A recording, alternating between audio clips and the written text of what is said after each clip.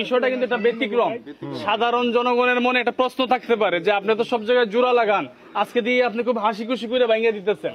আসলে জোর করে সংসার হয় না, পরিস্থিতির জন্য সময়ের সাথে অনেক কিছু করতে। জোর করে তো সংসারকে করাইতে পারবে না, পারবে? আমরা জোর করে দিতে পারবো, কিন্তু এই সংসার হবে না। যেহেতু আমরা শান্তি চাই, আমরা শৃঙ্খলা চাই, আমরা মামলা চাই।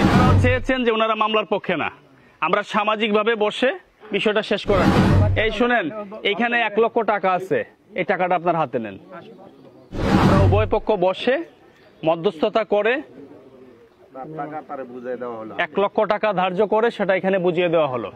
আসসালামু আলাইকুম। আজকে প্রথমেই কৃতজ্ঞতা প্রকাশ করব আমি আমাদের মাননীয় পুলিশ সুপার মহোদয়, মুন্সিগঞ্জ জেলা এবং অফিসার ইনচার্জ মুন্সিগঞ্জ সদর থানা। আপনারা দেখেছেন যে গত 5 থেকে 6 মাস আগে আমরা এই বিষয়টি রাষ্ট্রের সর্বোচ্চ মহলকে অবগত করে আমাদের সংস্থায় একজন ভুক্তভোগী বোন একটি অভিযোগ করেছিলেন। তারই ধারাবাহিকতায় আমরা যে তারিখটাতে এসেছিলাম, আমাদের সাথে ওই দিন মুন্সিগঞ্জ সদর থানা ওইখানে ফোর্স সাথে ছিল, এসপি স্যার আমাদের নিরাপত্তার জন্য এবং বিষয়টা সঠিক যেটা সেই সমাধানের জন্য আমাদের সাথে পাঠিয়েছিলেন।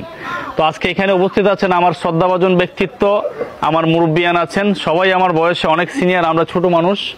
হয়তো কাজের সুবাদে দেশে বিভিন্ন জেলায় কাজ করি, কিছুটা অভিজ্ঞতা অর্জন করেছি, কিন্তু এখানে বেশিরভাগই আমার প্রবীণ এবং আমার মুরব্বী।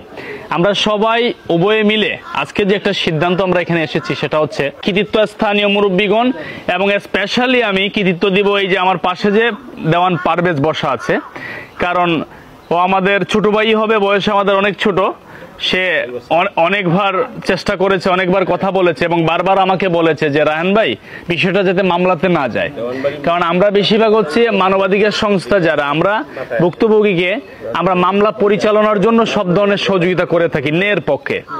এই বিষয়টাও কিন্তু মামলাতে যাওয়ার মতোই প্রক্রিয়া ছিল, কিন্তু তার আগে আমি ভাবলাম যে না, এটা আমরা একটু বসে দেখি সমাধান করা যায় না। আর এখানে একটা জিনিস আমি কখনোই ওনার স্বামীকে আমি একা দুষব না, আমি বলবো যে উভয়ের দুজনেরই 50-50 দোষ আছে। এখানে যে যাকেই যত সাধু বানান না কেন, এটা কখনোই একপাক্ষিক বিচার করার কোনো সুযোগ নাই।